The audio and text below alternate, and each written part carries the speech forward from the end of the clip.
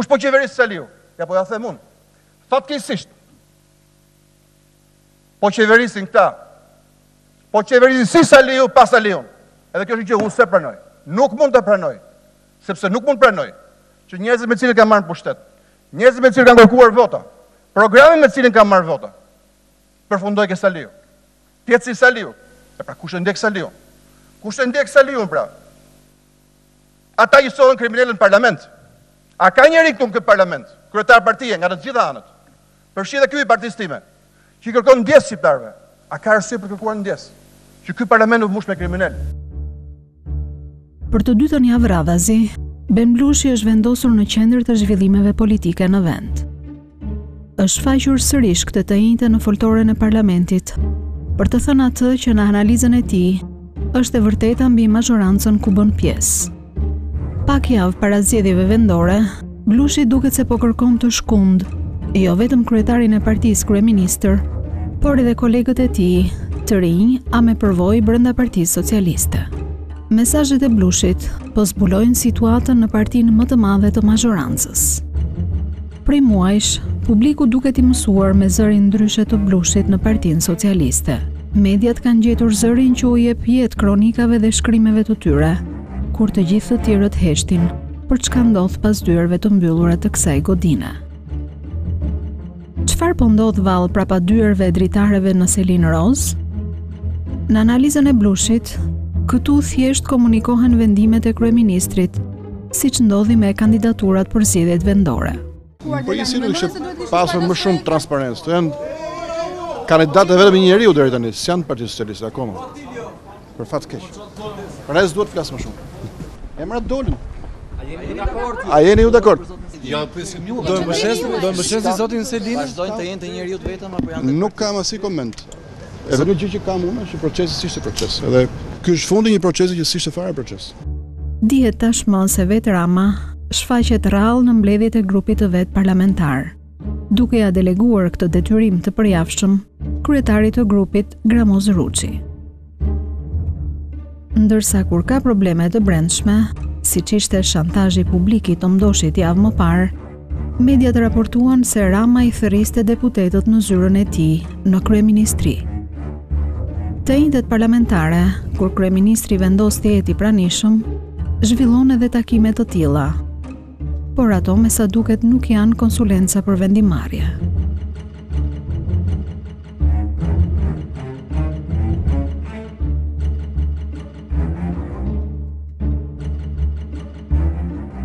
Rasti i kandidatit për Bashkinë e Tiranës është ilustrimi më elokuent i kësaj. Në ditët e para të tetorit të vitit të kaluar, në media u bë e ditur se socialistët po bënin një sondazh për Pandeli Majkon, Sajmir Tahirin e Mimi Kodhelin për Bashkinë e Tiranës. Burimi i lajmit ishin vetë socialistët e telefonuar. 5 muaj më vonë, në mesin e marsit, socialistët thirrën Asamblenë e Tiranës për të marrë propozimet e bazës për kandidatin e 21 qershorit. Edhe pse me dyer të mbyllura, u mësuan emrat e kandidatëve të propozuar. Ndonë se Rama ka përsëritur disa herë se takimi nuk ishte si synim të mblidhte propozime për kandidaturën e majt në Bashkinë e Tiranës, socialistët e kryeqytetit kanë avancuar emrat e Pandeli Majkos, që është pritur me Eduard Trukitje, atë të ministrës Lindita Nikolla, sekretarin organizativ Blendi Klosi dhe ish nënkryetaren e bashkisë Albana Dimitri. Por pavarësisht këtyre propozimeve, rreth 4 javë më vonë, në një takim 15 minutësh me deputetet e Tiranës në Selin Roz, kryeministri Rama u njofton vendimin se Erion Veliaj do të jetë kandidati për Tiranën, bazuar në sondazhe të brendshme. Takimi nuk kishte qenë konsultativ, e madje Rama që nxitonte të largohej, kishte harruar të përcaktonte edhe shtabin që do e mbështeste Veliajin. Tensioni i brendshëm u reflektua në daljen e Sajmir Tahirit para kohe, ndërsa ndryshe nga që kishte vepruar me qytetet e tjera, Rama e shpalli nxitimthi kandidaturën e Veliajit, e nuk ja la Majkos si udhëheqësi i listës së deputetëve të Tiranës. Në përfundim, Sajmir Tahiri ishte përsëri pari që doli, ndonë se kryetar për PS-n e Tiranës, ai nuk qëndroi si të tjerët të dëgjonte Edi Ramën ndërsa zyrtarizonte kandidatin e të majtës. Atëherë, ne kemi finalizuar edhe procesin e Tiranës, edhe sigurisht do kemi më shumë kohë për të folur më gjatë, por shumë shkurt. Kandidati ynë i Aleancës për Shqipërinë Evropiane në Bashkinë e Tiranës do jetë Erion Velia. Faleminderit. Tahiri është pjesë e një grupimi në Partinë Socialiste që nuk njihet si simpatizant të Erion Veliajt e që në garën për Bashkinë e Kryeqytetit preferonte kandidaturën tjetër të Blendi Klosit. Se si është ndjer vet Majko, dikur sekretari i përgjithshëm i Partisë Socialiste, kjo vetëm mund të merret me mend. Dikur rolet e tyre në parti ishin ndryshe. Pandi ishte zgjedhur sekretari i përgjithshëm, por ju e mbani mend që nuk ishin dakord në ato.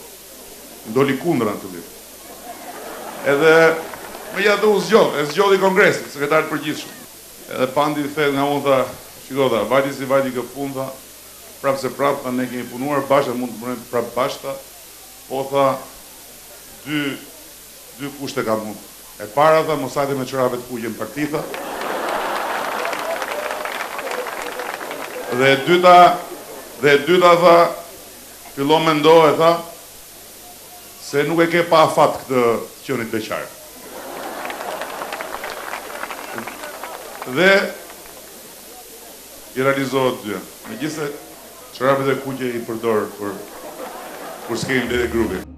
Në vitin 2015, Edi Rama thjesht ka mohuar që Majko të ketë qenë në planet e tij për Tiranën, edhe pse baza e kishte propozuar si kandidaturë. Për sa i përket Pandeli Majkos, që është një figurë e padiskutueshme e Partisë Socialiste të vjetër dhe tre pa dallim, s'ka qenë asnjëherë një kandidat për Bashkinë e Tiranës. Ish kryeministri dy herë i socialistëve, Heshti, e nuk pati asnjë koment për këtë vlerësim publik që erdhi nga kryeministri. Kandidati Veliaj u kujdes që kafen e parë me njëherë pas shpalljes së tij ta pinte me Majkon në prezencë të kamerave. Edhe pse bën një copë rrugë së bashku në këmbë, deri tek vendi ku do zhvillohej mbledhja e Partisë Socialiste me LSI-n, me kandidatët vendor, Majko nuk tha asnjë fjalë për kandidatin që kishte marrë detyrë të menaxhonte. Në vend të tij foli Ben Blushi. E dini kush kë propozoi Partia e Tiranës? Dy kandidat, Pandeli Majkon, Blendi Klosin. Po, Askush nuk e pyeti Partinë e Tiranës, u vu Erioni. ka qenë i propozuar dhe Veli. Jo, partia nuk e ka propozuar. Se ka propozuar. Kjo nuk do të thotë që i them njerëzit mos e votoni, nuk po them këtë gjë. Po ju jap një rast, pra po një dëshmi se si pyetet Partia Socialiste sot në Shqipëri. Mazhoranca parlamentare e 2013-s është më e madhja në historinë 25 vjeçare të pluralizmit. 83 deputetët që morin në zgjedhjet e 23 qershorit i bëri 85 duke ja marrë opozitës vetëm pak javë pasi nisi punën në qeverisje. Megjithatë, e dukshme është që kjo shumicë nuk arrin të përgjigjet në përmasën e numrave të saj debatit me opozitën të njëjtët parlamentare. 2 ose 3 deputet, jo nga radhët e veteranëve, spikasin në përballjen me opozitën, e kaq duket se i mjafton kryeministrit. Veteranët bëhen aktiv në komisionet parlamentare, aty ku larg mbikëqyrjes së kryeministrit i shprehin hapur pakënaqësitë për nivelin e propozimeve ligjore që u vijnë nga qeveria. E megjithatë, në historinë 18 mujore parlamentare, për të shënuar mbetet shpërthimi i Pandeli Majkos në nëntor të vitit të kaluar. Majko replikoi me kryeministrin se buxheti që kishte paraqitur nuk reflektonte premtimet që i sollën në pushtet. Ne nuk e konsiderojmë rritje takse, ne e konsiderojmë rritje të fuqisë shtypse mbi këtë ves që shkatron shëndetin dhe që sjell vdekjen tek njerëzit. Ne duam t'i vim në ndihmë kryesisht të gjitha familjeve që nuk kanë pse i humbin baballarët për shkak të këtij vesi. Po e filloi diskutimin me këtë ndjenjë humori për të thënë se rritja e akcizës është rritja e akcizës. Nuk mendoj se shqiptarët do të shëndoshet familja duke lënë duhanin. Do të thosha se pjetë alkolike, apo jo zoti Beqja, janë një faktor shumë i rëndësishëm për prishjen e familjeve sot. Po, noi taks për pjetë alkolike nuk na keni sjellë sot. me qëra fjala tek mbrojtja e familjeve. Në bazë të informacionit që kam unë, prishja e familjes shqiptare lidhen me ekzistencën e kazinove dhe të zyrave të baseve. Me sa di unë, në këtë buxhet, këto nuk do të kenë një taks shtesë. Në një mënyrë apo tjetër, po taksojmë shtresën e mesme, ta lëmë më njanë këtë historinë se ai që paguan, ai që merr më shumë, duhet të paguajë më shumë.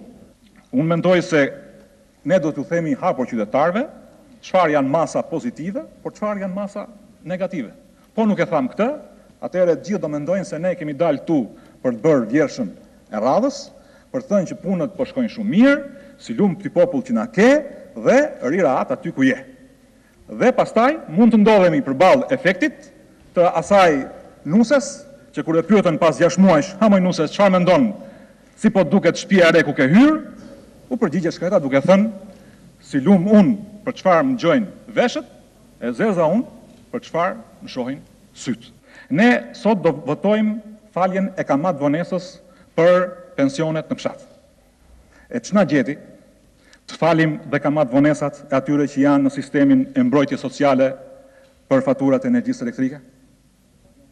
Unë nuk besoj se kjo na shmang nga ndonjë faturë e kripur financiare. Ja. Përkundrazi, na bën më njerëzor. Ne jemi mbajtësit e pushtetit, nuk jemi sherifët e pushtetit. Kështu që në këtë kontekst, mendoj se vlen të reflektohet dhe të ruhet ajo që ka qenë esenciale, elementare, fundamentale për të majtën, marrëdhënia me njerëzit. Po nuk ditëm të flasim ashtu siç duhet në marrëdhënie me njerëzit, atëherë kot që konsiderojmë veten të majt. Mund të jemi gjithçka, po jo e majt. Këto kritika patën jehon publike edhe pasi opozita ishte në bojkot parlamentar. Por në atë kohë, Majko mbeti një zë i vetmuar edhe brenda socialistëve veteran të mësuar se qeverisja është edhe llogaridhënia. Një lloj i vetmuar duket edhe Ben Blushi i prillit të vitit 2015, që pas fjalimit në funeralin e rilindjes, u dërgoi edhe një letër të hapur socialistëve, duke u kujtuar arsyet për të cilat janë votuar më 23 qershor. Nëse pas shkrimit për funeralin, reagimet ishin të zbeta për shkak të personazheve me profil të ulët publik që ishin përzgjedhur, pas letrës së Blushit, një reagim më direkt erdhi nga Tauland Balla, nënkryetari i grupit socialist, por përmes rrjeteve sociale. Më të alarmuarit nga kritikat e Ben Blushit për keqeverisjen duken krenaristët Tauland Balla, të cilit Rama ja ka besuar krejt punët e partisë, dhe Erion Veliaj, të cilin Rama e futi në garën për të marrë me punët e bashkisë. Ky i fundi që kishte mbërritur në Durrës për t'i dhënë një dorë dhe Evangjush Dakos në fushat, përdori fjalët dhe gjestet karakteristike kundër Blushit, duke u ndjerë krenar dhe për modelin e Dakos. Pyetja për secilin prej nesh është kush është i punës dhe kush është i llafeve. Kurse Tauland Balla mori guximin që ta sfidoi Blushin me penën e tij, por duke mbetur në kufit e një gare, vetëm për numrin e radhëve të shkruara. Ai thotë se Blushi nuk ka të drejtë në 90% të 120 pyetjeve retorike që ngre, por ndërkohë nuk jep kundërargument dhe nuk thot as se ku ka të drejtë Blushi në 10% e mbetur. Minimalisht apo ikin shqiptarët nga varfëria apo për faj të qeverive të Bashkimit Evropian, a është rritur me 7% papunësia, ndërkohë që u premtuan 300.000 vende të reja pune. A ka Rama një mandat unik deri tani 6 vjeçar si kryetari i Partisë Socialiste? A futi mazhoranca e tij kriminal në parlament dhe apo i ndajnë me aleatët edhe të burgosurit së fundmi? Në çdo fjali të asaj që e Balla shkruan, përsërit vetëm se Blushi e ka zakon të sulmoj partinë sa herë ka zgjedhje. Madje edhe për këtë fajin e ka Saliu, fajin e ka edhe Edi Rama që e lë Blushin të kritikojë qeverisjen e tij. Vet Rama duke i kishte vendosur të mos përfshihej në replika me Blushin në vetë të parë.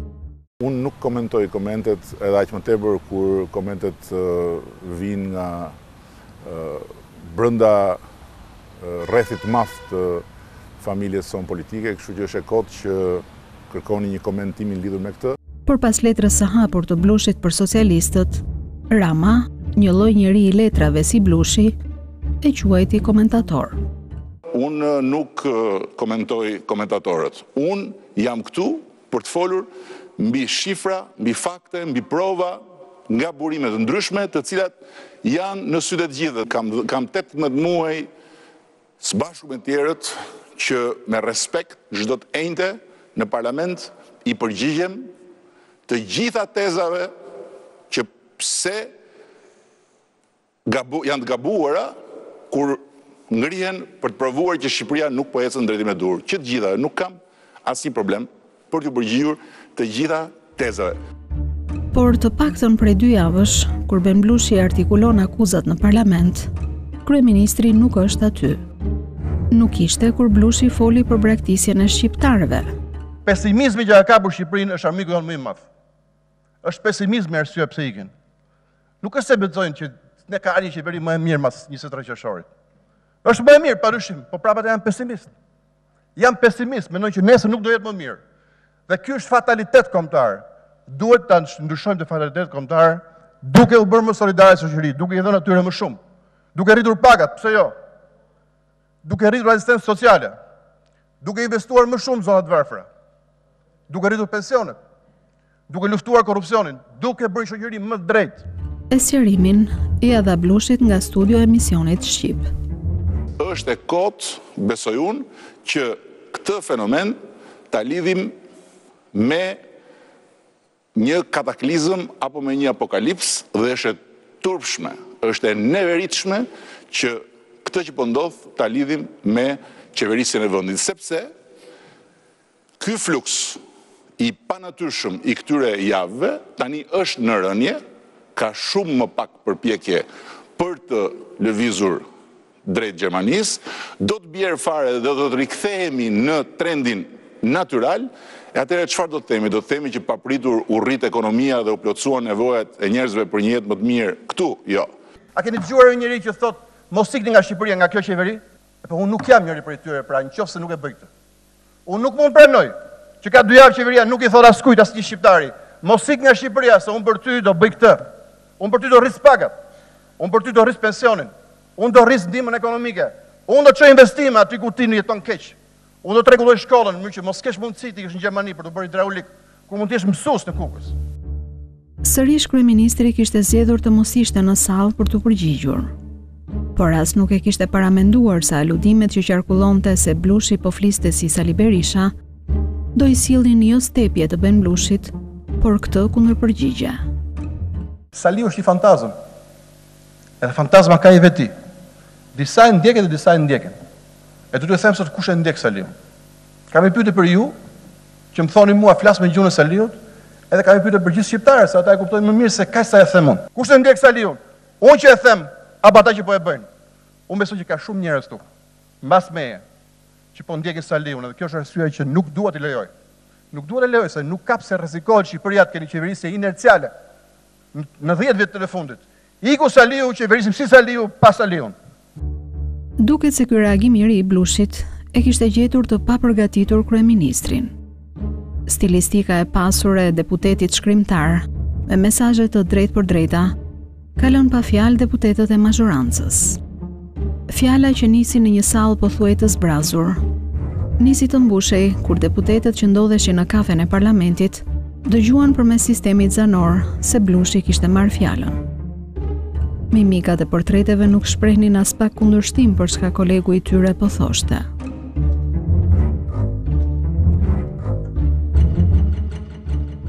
Thjesht mund të merret me mend reagimi i kryeministrit, teksa e ka ndjekur fjalën e Blushit përmes transmetimit direkt të mediave. Ligjërata energjike e Blushit duhej të merrte një përgjigje, por asnjë socialist veteran nuk e mori përsipër.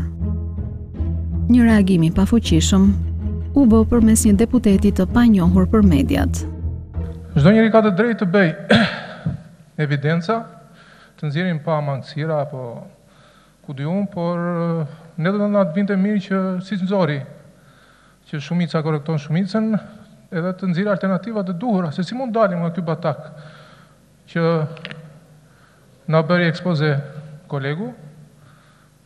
Ju lutem. Kush është më e mira? Të na nxjerri, të na thoj këtu është o mazhorancë më e mira, të bëjmë të mira dhe të mundohemi gjithë së bashku. Ju lutem. Se të nxjerrë sa negative, të flas sa më shumë për negativitete, mund të gjesh bosleqe, por ne jemi në rrugtim dhe rrugtimi gjithmonë paraqet sfida, vështirësi, të cilat gjitha do t'i kalojmë. Ju faleminderit.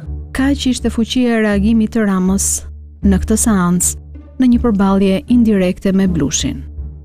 Ky i fundit në studion e Opinion rrëzoi edhe pretendimin kryesor të kryeministrit se premtimet nuk mbahen dot në 18 muaj qeverisje. Nëse ti bën disa premtime nga shëndetësi falas, legalizim falas, ulje çmimit të energjisë, që nuk ka ndodhur, se fakt është rritur, po. Luftë kundër korrupsionit, luftë kundër varfërisë, luftë kundër monopoleve. Dhe dikush në mes mandatit, një njeri i thjesht nuk po marr veten time, të thotë, po mi, po kur do i bësh to? Dhe ti më thotë do i bëj vitin e 4 mandatit, po unë nuk të votoj ty, që efekti jot të jetë ditën e fundit të zgjedhjeve. Se nëse mund të humbësh zgjedhjet, vjen partia kundërshtare dhe ndryshon atë. Pra unë të votoj që ato 4 vjet, ti sigurisht bësh një punë, po kjo punë të ketë një efekt dhe unë ta ndjej. Tani ai bilanci nuk mund më bësh moshën e cilën falas vetëm një ditën e fundit të mandatit. Është pa mundur. Por të nesërmen, kryeministri e gjeti mundësinë t'i përgjigjej. Kush përpiqet që thotë se ku i keni këto, ku i keni ato, ku i keni këtë, ku i keni atë, dhe përpiqet ta thotë që në ditën e parë të ndryshimit, i merr shqiptarë për budallëj dhe mundohet që duke shfrytzuar problemet reale, hallet reale dhe pas më të bërë ndryshim edhe një dëshpërim që është real ndër shumë njerëz të bëj politikën e llojit më të ulët. Interesant është se prej 2 javësh, përballja me deklaratat e Blushit nuk bëhet publikisht. Në rrjetet sociale, disa kolegë të tij postojnë sqarime të gjata, por përballë mikrofonit refuzojnë të pozicionohen pro, për ama as kundër Ben Blushit. A është vërtet se ka vdekur Ilindja siç pretendon zoti Blushi? Mos ka parë arkivote për idhet. Ju jeni dhe mjek. Ne jemi duke punu. S'kemi vdekle, ne Rilinda jemi. E quani veten Rilindas juve? Patjetër. Zoti Blushi ndante Rilindasit në 2 kategori, krenaris dhe kanabist. Juve ku e gjeni veten më shumë? Rilinda krenari. Krenari? Po. Ja, jam kundër këtij mendimi. Jo, s'ka vdek Rilindja. Vetë fjala Rilindja është Rilindja. Jo, ti si të shkon mendja, gjithë ky gazetar me eksperiencë, shprehje është kjo. Ju jeni profesor si populli, kështu që unë ju pyes ju. Profesor si populli, ti e populli vet. Ti si mendon? Vdes Rilindja, prandaj quhet Rilindja. Po nuk e quaj të vdekur. Zoti Fino, përshëndetje. Është e vërtetë se ka vdekur Rilindja siç pretendon zoti Blushi? Ju ta BC-s të doni të vdesi, po nuk vdes Rilindja. Juve cilës kategori të Rilindasve i përkisni? Zoti Blushi ndante në 2 kategori. Tani mos u tallni më shumë me këtë gjë. Haj. A mendoni edhe ju se ka vdekur Rilindja siç pretendon zoti Blushi? Ju dukem gjë si zoti Blushi unë ju. Zoti Kokdhim, a besoni se ka vdekur Rilindja siç pretendon zoti Blushi? Pyesni Blushin. Po ai e ka shprehur mendimin e tij. Ju si mendoni? Nuk kam ndonjë mendim për të se nuk e kam lexuar. Se kam lexuar. Ky është konkluzioni. Nuk e kam lexuar, më nësi të flas për një gjë që nuk e kam lexuar ende. Me pak fjalë konkluzioni zoti Blushi ky është. Po ç'del nga kjo? Unë duhet të flas për shembull mbi atë që më thoni ju apo tash i të lexoj zotin Blushi. Zoti Belisha, mendoni dhe ju si zoti Blushi se Rilindja ka vdekur, si e gjykoni analizën e tij? Nuk e kam lexuar, më vjen keq. A është vërtet se ka vdekur Rilindja siç pretendon zoti Blushi? Zoti Majko, përshëndetje. Është vërtet se ka vdekur Rilindja siç pretendon zoti Blushi? Zoti Majko, a mendoni se ka vdekur Rilindja siç pretendon zoti Blushi? Fund të mbar ju uroj. Zoti Xhafa, si e vlerësoni analizën e zotit? Ka mundësi të flas me këtë qytetarin apo me ty? Po, edhe unë qytetarja. Zoti Braçe, si e vlerësoni analizën e zotit Blushi sipas të cilit Rilindja ka vdekur? I mirëkuptoj gjithë ata kolegë, këta dhe ata që ishin para këtyre. I mirëkuptojnë gjithë, nuk kam pse i shtojnë hidhërimit që kanë, pra nuk kam pse ndajnë hidhërimin e tyre, jam i bindë që gjithë kanë një hidhërim për mënyrën se si është qeverisë këto 2 vjet, ta ndajnë në publikun. Unë kam vendosu ta ndaj, le të gjykohen për këtë gjë. Që të gjithë tashmë janë të përqendruar tek fushata e zgjedhjeve vendore, edhe kur kanë seancë, kjo është e dukshme. Për të dytën të njëjtë radhazi, mazhoranca që tashmë numëron 89 deputet, nuk kishte kuorum për votimin e çështjeve në rendin e ditës. Zoti kryetar, në emër të grupit parlamentar Partisë Socialiste kërkojmë 20 minuta pushim. U desh plot 1 orë gjysmë që deputetët të silleshin në sallë E për këtë, ishte impenjuar personalisht kryeministri i ardhur me urgjencë për të organizuar nga kafja e kuvendit procesin e grumbullimit të deputetëve që do të mundsonte votimin në seancë. Në këtë siklet të dy fish të kryeministrit, aleati i tij ishte kreti i qetë. Me shumë qetësi, Ilir Meta i mori dhe një tjetër deputet opozitës, konkretisht republikanëve. Pas Luan Duzhës, Ylli Shehu është deputeti i dytë që Meta i rrëmben Fatmir Mediut. Që politika shqiptare është bërë qikë si pazari gjallë dhe ka Ilir Meta do të kthej këtë një stall ku ti filloj t'i numëroj jo me emër, po t'i numëroj 2 nga 2 e 3 nga 3, duke i shërbyer interesat. Kjo është e turpshme. Dhe duke se LSI-ja është kthyer si puna e saj ku mblidhet vetëm miza.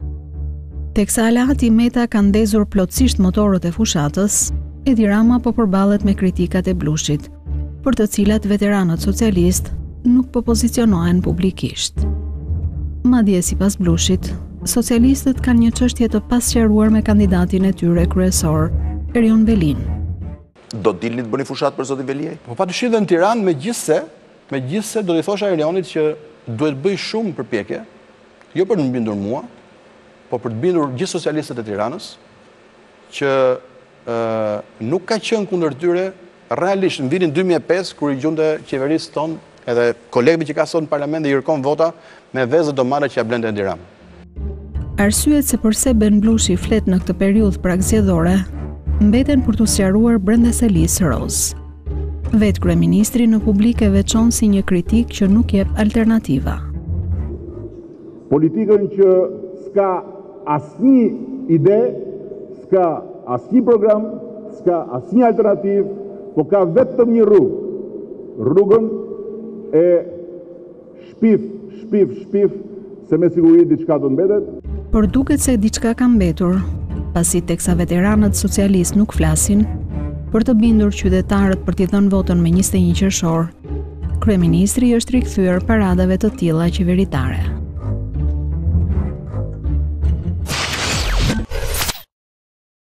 Papunësia... është ullur papunësia, po zbulojmë sot. Edhe njerë po e them, atere, më falni, po nuk e di ku po e zbuloni. Se mvaret se nën cilin një organ e shikoni. Nëse e shikoni në një organin e politikës së mbrapsht të shtrëmbrimit të vërtetave, patjetër do gjeni papunësi të madhe. Në rritje. Juve jeni duke folur për njerëz. Unë po flas me shifra pikërisht për njerëz. Këto shifra janë njerëz, nuk janë numra.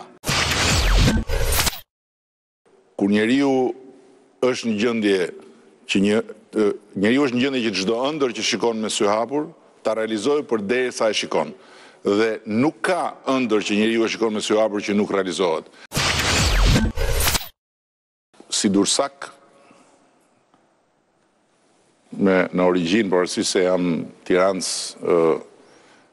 që nga dita e parë e lindjes, them larg qoftë. Larg qoftë një zonjë? Jo, që Durrësi të bjej në duart e asaj zonje. Larg qoftë. Unë kështu them. Po ndodhi? Ndodh. Kjo po ndodhi është për thënie dite më duk si ato thënë e Alim Kosovës. Gjithsesi flasim kur të mbarojnë zgjedhjet, nëse po flasim për çfarë? Ja kalova edhe natë ndodhës, po ndodh. Unë nuk komentoj komentatorët. Unë jam këtu për të folur mbi shifra, mbi fakte, mbi prova, nga burimet ndryshme të cilat janë në sytë të gjithë. Për performancën e ekonomisë, po dhoma amerikane e tregtisë, është lajmi i ditës sotme. 30.2 pik në 2013, 20.1 pik në 2014, me prishmëri 29.27 pik në 2015.